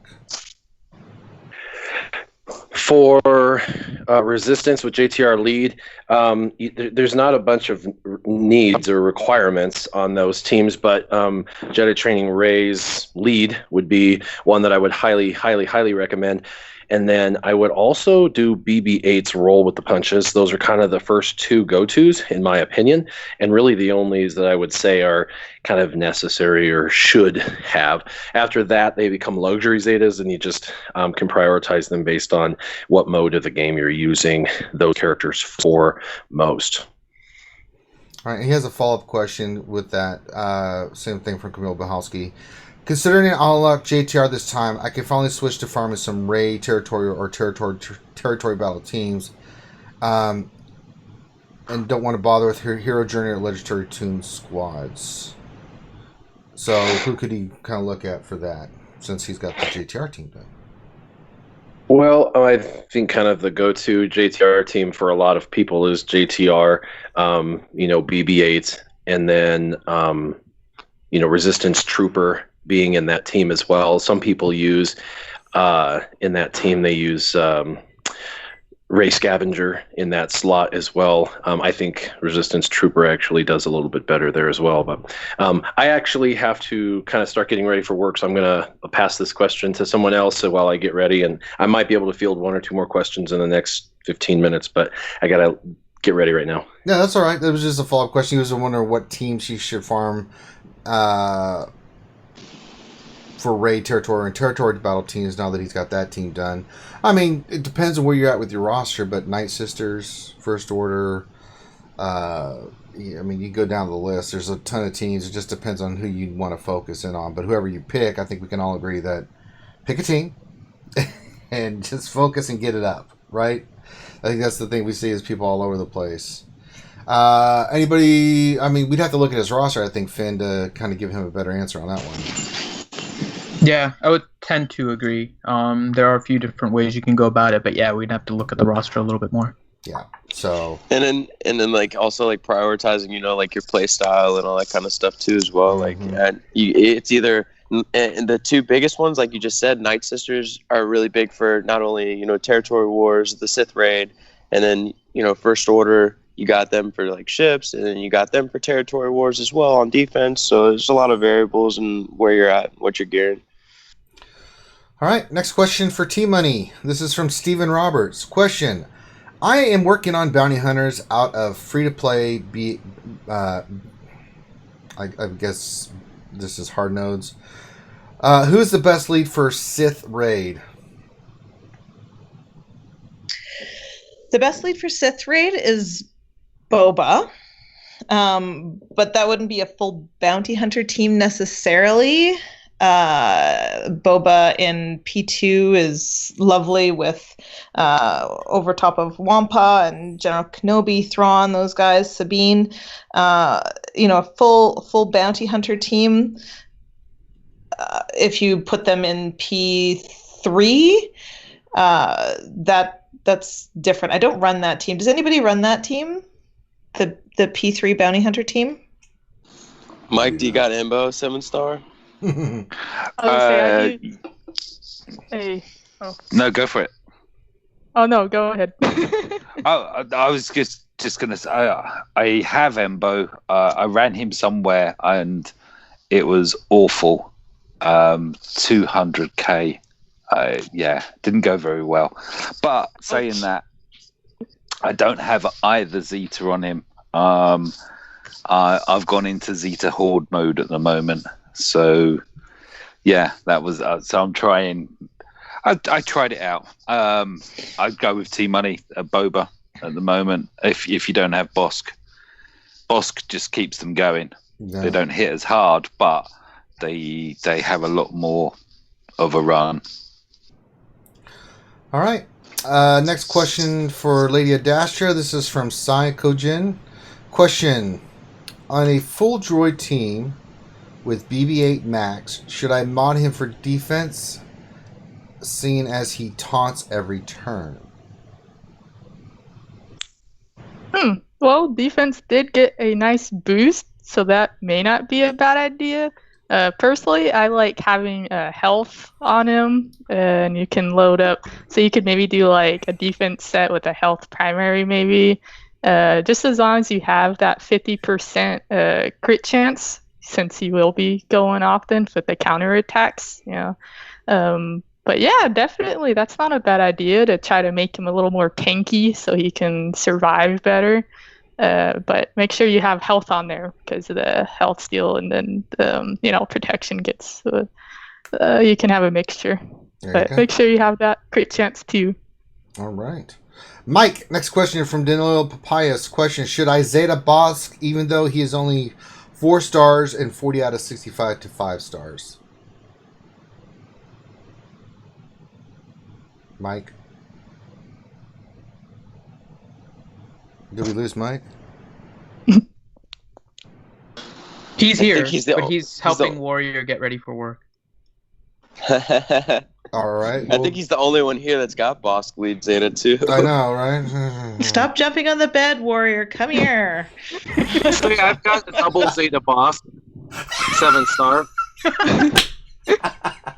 Well, yeah, but you weren't here at the moment, Warrior. Well, now he is. Yeah, okay. I just had you guys on mute. Yes, Warrior's back. Yes. But yes, 4-star works. He's jumping on the bed, and he's like, "Oh, Skype." Well, what do you think, Warrior? Since Mike apparently just went and went to go get some tea. 4-star, almost 5-star boss. He's put a Zeta on them. Yeah, I mean, if you're going to use them and you have the other tools of the team, I mean, if you've got the rest of the team basically, then why not? If that's a passion of yours and you like him, then do it. Especially if you're going to use his ship, it makes a big difference. Especially with the ship being 4-star, it's pretty squishy. There's a massive power creep from 4-star to 7-star on that ship. And obviously, a huge aspect of that is that a lot of people were running that ship at 4-star. And a non-Zeta 4-star Bosk, and that's just trash. I mean, you can triple mollywop it with Geo Spy and kill it, even with the protection regeneration. So it makes a difference between the durability, whether it's going to last or not. But if you're using that particular team, that's a great Zeta. Yeah, I went up against my first 7-stars Houndtooth in my arena last night, and I had to hit the Geo Spy triple tap, and then the Geo Soldier had to call the assist just to take it out. So tanky. All right. Next question. We'll go to you, Stoner, since I don't know what happened to Mike. This is from Danilo Papayas. Question: is critical chance of 73.16% too low for Raid Han? I mean, that sounds great. I mean, mainly want to focus on like the secondaries being like flat offense more than anything, especially if you're using him Chex Mix, which seems like to be his new primary home other than what you're using him for on Territory Wars. It seems like, you're not so focused on speed anymore, right? But primarily crit chance, the more crit chance, the better, because it's just going to make him hit harder. So if you can get a good mixture of that with flat offense, yeah, man, go for it. And then again, you got slicing now too. So if you got lower grade mods on that, you can potentially look at upgrading those lower grade mods just to get better stats for them in the raids. There you go. Next question: is Warrior jumping on the bed, or is he still here? I'm here. Okay. This is a question from Corey Dalmeyer. Question: what's the significance of Rolo as a login this month? They usually mean something, right? Yeah, normally there's something to it.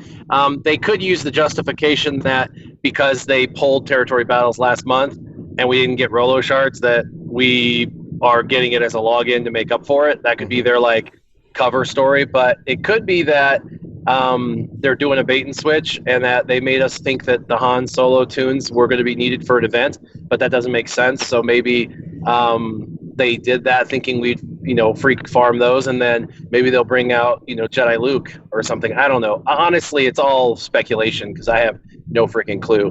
But there, like I said, it could be as simple as they just want to make up for the lost territory battle, or it could be something more Sidious coming down the pipeline that would be actually fun and good for all of us to play. So I don't honestly know. And as far as the crit chance on Han Solo, 70% is great if you're running with R2-D2. The reason why you need crit chance so high on him isn't so he crits, because he's going to crit regardless. He puts it up on himself anyway. But you need it because it's turn meter. That it equals turn meter for him, and you want him to be able to take turns back to back on his special than basics.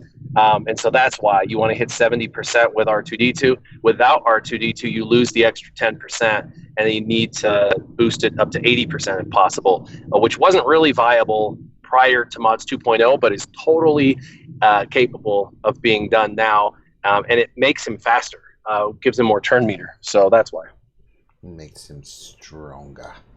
Right. Last question to Team Money, and then we'll get to some fun questions. Shiz, question: when Ezra calls his sis, for example, with Ness against a tune with Foresight, Ness clears the Foresight, and then Ezra always whiffs on first hit. Why is that, or is this a glitch? I read that in chat, and I don't think that Nest is clearing Foresight. She's hitting on top of Foresight. So she can hit through Foresight, and then I think Ezra's coming in and he's removing the Foresight. I think that's exactly what's happening. It. Yeah. Sounds like that's the winner chicken dinner. All right, now we go to the fun questions for the day. We have one from T Money for Warrior. Question for Warrior from T Money. Oh, this is a fun question. Oh. But yes, it's a fun I put it in the fun question. Ask him. One panelist asking another panelist asking that. Somebody named T Money has a question for you, Warrior, and it says, what tunes, if any, are going to be made mad OP by careful modding with tenacity and potency?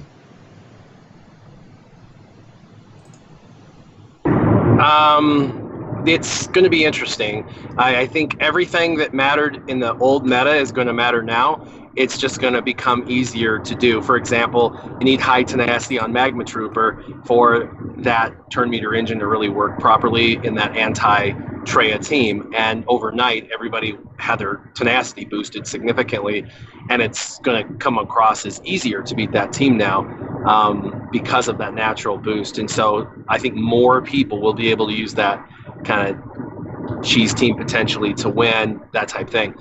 Potency has always been a factor, has always been relevant, and in fact, potency's always been a good stat. It always has worked well because there's an inherent 100% potency on any debuff that's hidden that people don't see.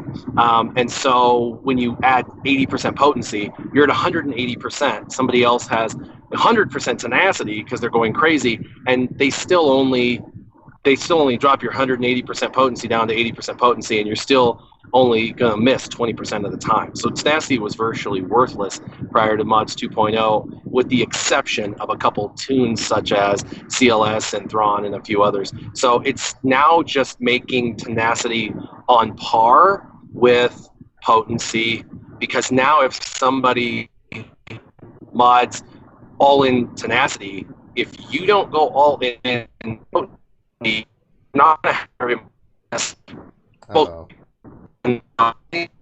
Roboto. And we lost him. Where? Warrior, are you there? Don't Did you worry, fall off the not bed? so Warrior I'm here. Roboto. Sorry, I went through a bad spot. I apologize. That's okay. We kind of just Can you lost hear me like now? the last 30 seconds or so. Oh, sorry. I apologize. I'm driving to work. I think it's going to make stats work more properly the way they're supposed to. Because in the old meta, Tenacity just didn't work well. I mean, you could try, but it was really hard. I would throw every ounce of Tenacity I owned onto a character, and it still got debuffed relatively consistently. And that's like, what? Why? Why do we even have this in the game if you're not going to allow it to work right? And so being able to actually do a tenacious character or be able to apply potency is great now. But everything that used to be, I mean, anyone that applies debuffs still needs potency. But now you have to choose, right? Because potency was a lazy man's stat in the past. What that means is in the past, you could toss a potency cross on, get over 60% and be done and just call it good. And it worked. That's not going to be the case in mods 2.0. If you're lazy modding like that with potency, somebody's going to surprise you with all-out tenacity sets and shut you down. And you're going to be like, why? Is this not working right? It always works. And you're going to be frustrated until you realize that person's finally using their mods to their advantage. And you're going to have to choose at that point.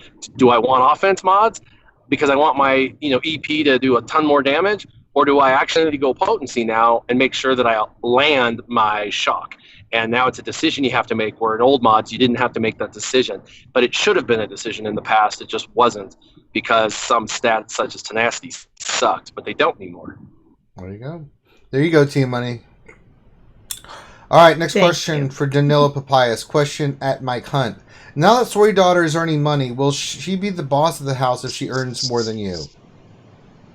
Oh man, she tries to queen it already. Oh Lord. Yeah. Although we did take kind of, she brought it up. It's her birthday next weekend, and she's 19. Mm-hmm. And we pointed out that it is her last year as a teenager, and I think that suddenly hit home.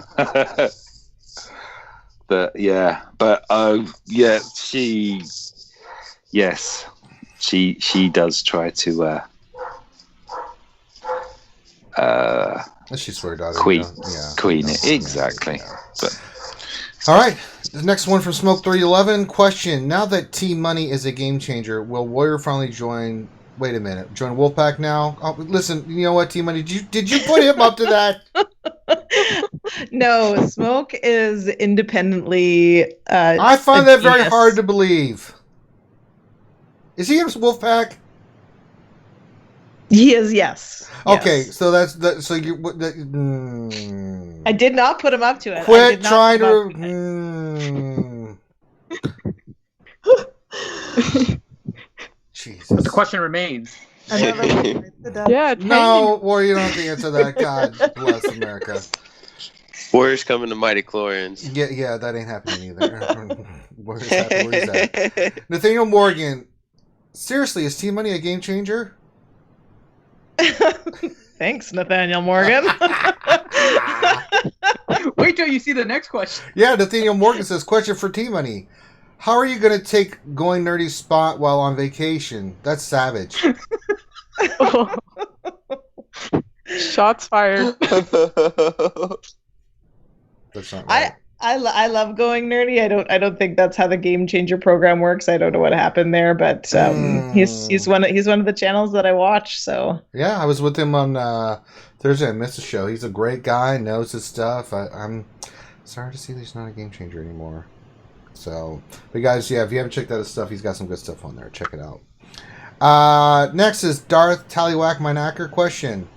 Are my calculations right that the pack being offered for mod gear and only upgrades 2 gold mods for over $80 Canadian? Well, let's go to our single Canadian on the panel. I mean, is that a lot of money for Team Money? $80 Canadian?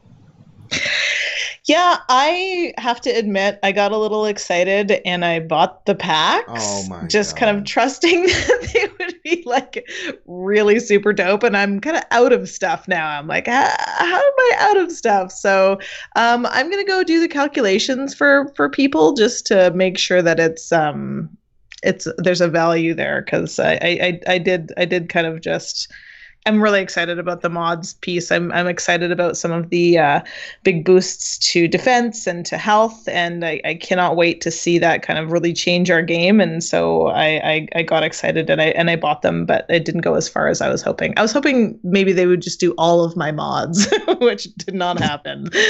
So That's nice. I'm like, oh. Yeah, you got like what, two from there, like 2 or 3. I have to check because I've been focusing on purple to gold, so I have to go and actually check. But yes, Yeah. mm-hmm. But the salvage drops in the actual mod battles has been dope. Like it's so rewarding to be like, to get 16 of something dropping. I'm like, ooh, it's lovely. So that's basically what I've been doing. I've been just farming per mod. So I'll go in and farm and then raise up a mod and then do another one. So but yeah, I'm gonna have to crunch some numbers here. Sure. Yeah, I'm trying not to get carried away with the energy refreshing too, because I'm like, I want more mods. More, I know. I want to upgrade more, but then your energy refresh is like, now you're at like 200 or something. Like, I need to stop. Well, This is gonna drain my crystals real quick. Yeah. I know people are missing their 600. They're not missing their 600s, but it's like the first day it's like, oh, 2 people need reminding, and second day, oh, 4 people need reminding. Yeah, it stinks that it can't be used for your dailies because you're prioritizing that stuff now. But then you're like, oh crap, I still need to do my regular battles to get my 600. Word. All right, Danilo Papyrus question: anyone else think that young Han in the game looks a lot like Eugene from The Walking Dead? Well, Yeah, kinda. yeah, sort of, possibly. I mean, the hair's not as long, but yeah, kinda. Could be. Yeah.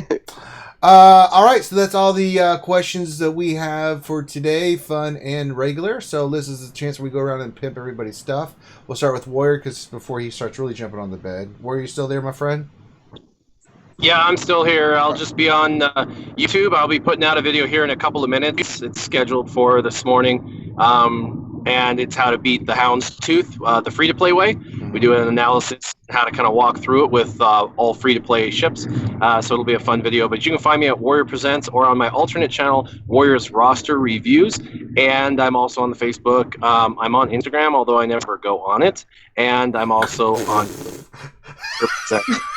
Like he says I'm not there. At least I'm honest, right? I had one guy reach out to me on Instagram. He's like, do you even Instagram? And I'm like, no, not Nope. really. And he's like, oh, okay. And it was the first message I've had in like 2 years. Move along. Nothing to see here. Right. All right, Team Money G. Where can we find you now that you're back from the wilderness where you were fiddling for weeks at a time? Where can folks check you out at? Oh, I have so much work to do. So I have 2 videos coming out right now. Me and my partner in crime, good old Maurice, on our channel Operation Metaverse. The first is from 2 weeks ago. It's a video of Kylo Ren unmasked and with the help of Captain Phasma beating Traya very handedly. And it's a very cool team to build. It's a way that you can learn about modding your tunes in order of speed and kind of prioritizing the order of attack. That's coming out very soon. I almost put it out, and it was they trick you sometimes if you're getting a tune that looks like it's copyright free and it's not, and thankfully YouTube caught it before it was actually launched. So anyway, I have to change the music on that. I haven't been able to do that since I've been away. And then we also have good old Maurice's new team. I've said this so many times on RSG, someone somewhere is going to find a use for veteran Han, and I'm so proud that it was our very own good old Maurice. He has veteran Han under Kira as a very, very key part of a team that takes down Traya in Territory Wars with the critical chance bonus, and that pretty much takes down every other team because it's just so wonderfully strong on offense. So that's we're gonna be recording the audio for that tonight. Probably have that out on either maybe Sunday or Monday sort of thing. We'll be streaming on Tuesday night. A little call out. We're looking for interviews, people who are faction experts, folks who are leading guilds, doing interesting things. We love having interviews, so just putting it out to the community that we're doing that. And that's Tuesday night at 9 p.m. Eastern Standard Time. The channel's name is Operation Metaverse. Also on Saturday mornings, and on the League of Extraordinary Nerf Herders on Thursday nights at 10:30 p.m. And just for you guys that are new to, you should go check out those channels. But just be aware, they're never on time, because T Money has no concept of being on time. Operation Metaverse is on time. We had technical difficulties. No, that's not true for the last couple of weeks. My mommy her internet's really slow, and I didn't know. I'm like, Mom, get better internet. Damn it. Oh, mother. You and your old woodsy ways have failed me. Oh, jeez. For the last time. Last time, indeed. But yes, I'm home now. I have access to beautiful, fastest internet in Canada, so off we go. Hey, there you go. Lady Adestra, where can folks check you out at? I have just the YouTube channel, Jedi Master at Astra, where it's as it sounds. I put out a bunch of Jedi videos, lately a bunch of Bastila leads. I have more coming. It seems like I have like this endless list of combinations to try, which is very exciting. You know, I showcase peer Jedi squads, and then some mixtures and some blasphemous ones, and you got all kinds of variety with the Jedi now. It's really exciting. And then I'm trying to work on some more raid vids too, though. I have just a few of those, and I've been doing a lot more. I have like the footage. I just need to put together some compilations to get it out there to showcase some fun alternative squads. You know, you see all these huge main ones. Yeah. It's like, what about people that have just, you know, some fun extras, or they don't have the main ones yet, you know, so some alternative. Otherwise, I just hang out on Discord. That's right. Mike, where can folks check you out at, besides the RC lunch hour every day with us Monday to Friday? Besides that, I've got a YouTube channel, Mike Hunt SWGOH. Just putting out general gameplay. It's my gameplay, what I'm doing, how I'm getting on. Try different bits out.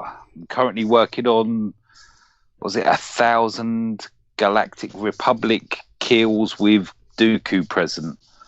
So playing around with that. I watched another YouTuber's video. I've tried out Darth Nihilus lead against against Palp's Triumvirate. That's coming out. Bit of ships, enjoying running Geos and Houndstooth, having fun there. Yeah, and all the other bits in between. All right. And Stoner Jedi, where can folks check out you and the baby? Yeah, you can come check us out on YouTube, Takedown Games. Got a bunch of stuff coming up too as well. Mainly like Sith Raid content, just from my roster, you know, gameplay as well too. I did the video recently a couple days ago too with the Chimera and the Geos too.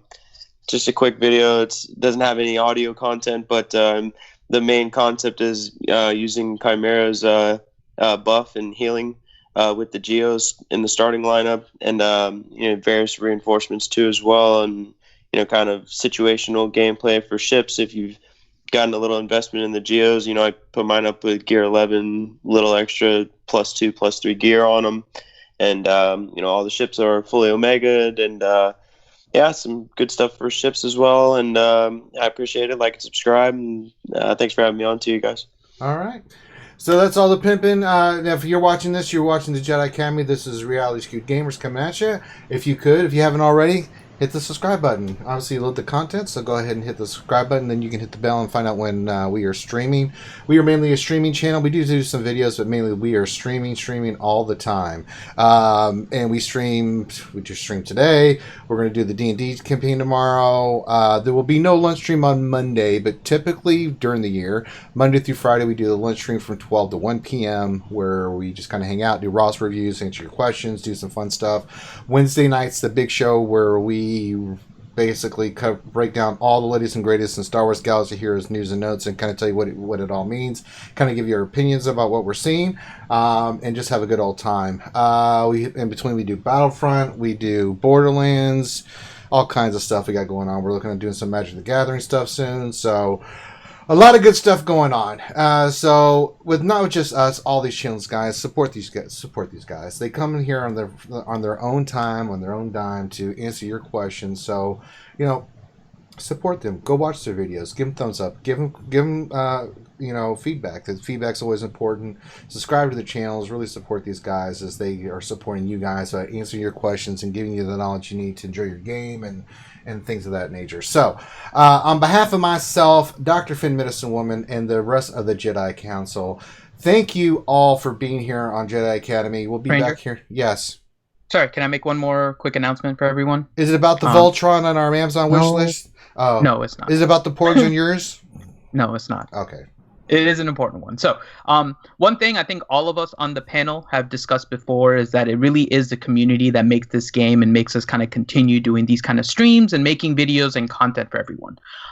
While we sometimes will yell at them, we'll praise them, all kinds of things, the devs are part of the community. And Yes. we do definitely appreciate the effort that they're making, right, to improve communication with the community and try to keep this game going while we may disagree on some of the things they do.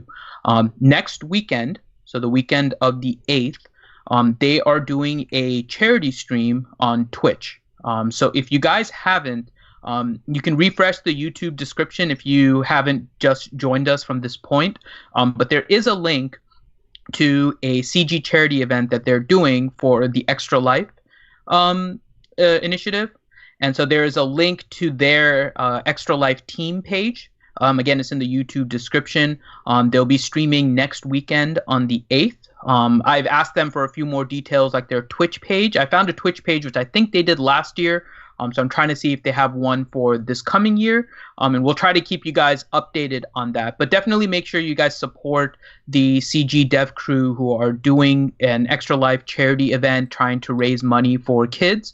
Again, this is a community thing. It's not just about the players. The devs are an integral part of the community. So I hope all of you guys can try. And if nothing else, view and help support that way. If you can't, just donate. But definitely try and spread the word for the CG initiative that they're doing. There you go. Well spoken, Finn. And we'll be putting more information out about that next week as we start getting the bits and pieces of information from them. So we will definitely give you guys more information as it comes available to us. All right, I think that's all that needs to be said. Thank you guys for joining us today. Have a great rest of your weekend and enjoy your Labor Day here in the U.S. And we will holler at you wonderful people later. Peace.